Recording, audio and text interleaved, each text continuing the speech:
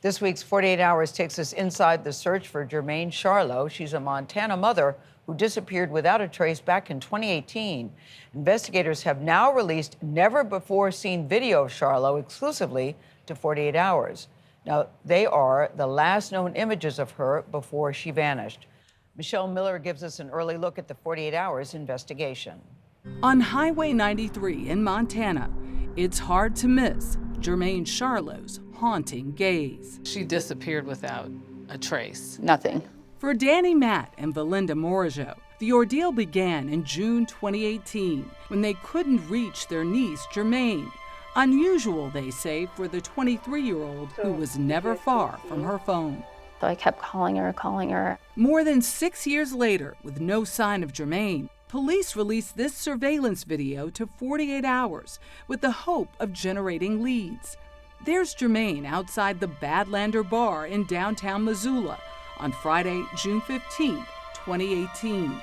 Police say the man next to her is Michael DeFrance, Jermain's ex and the father of her 2 children. You believe Michael DeFrance was the last person to see Jermain Charlo? That's what the investigation has determined. Detective Guy Baker says DeFrance told police he dropped Jermain off at a market in Missoula around 1 a.m. DeFrance said he did this because Jermain told him a friend lived nearby and Jermain was going to spend the night there.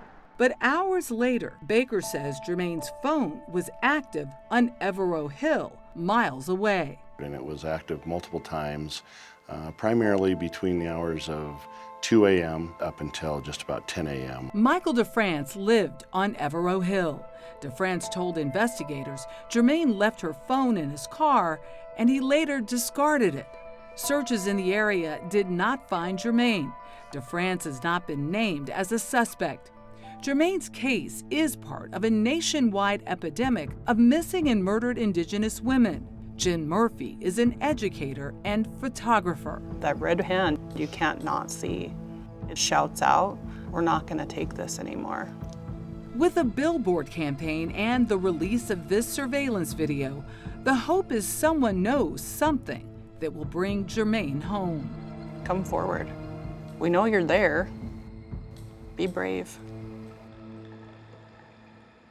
And Michelle Miller joins us now at the table. The question to me right away, this happened in 2018. Why are they now releasing the tape in 2024? I realize we had COVID, but that was 2020. Yeah, no, that's a good question. We asked that, but I guess their central theme is they want to solve the case now, and they feel as though this video, which shows her walking with her ex, being the thing that might crack the case wide open. They feel someone has seen something and that perhaps this nationwide audience might be an opportunity for them to step forward.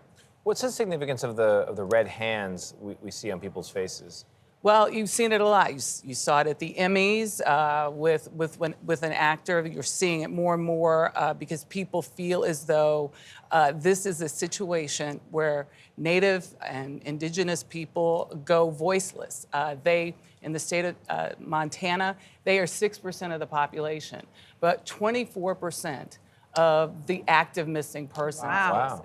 So when you look at that, you sit back and say, where's the attention to this community and in reference to other communities where we follow the cases of missing people much greater? Well, we're so glad you're bringing that extra attention, Michelle. Thank you so much. And you can watch Michelle's report, Where is Jermain Charlo, on 48 Hours tomorrow night at 10, 9 Central here on CBS and streaming on Paramount+.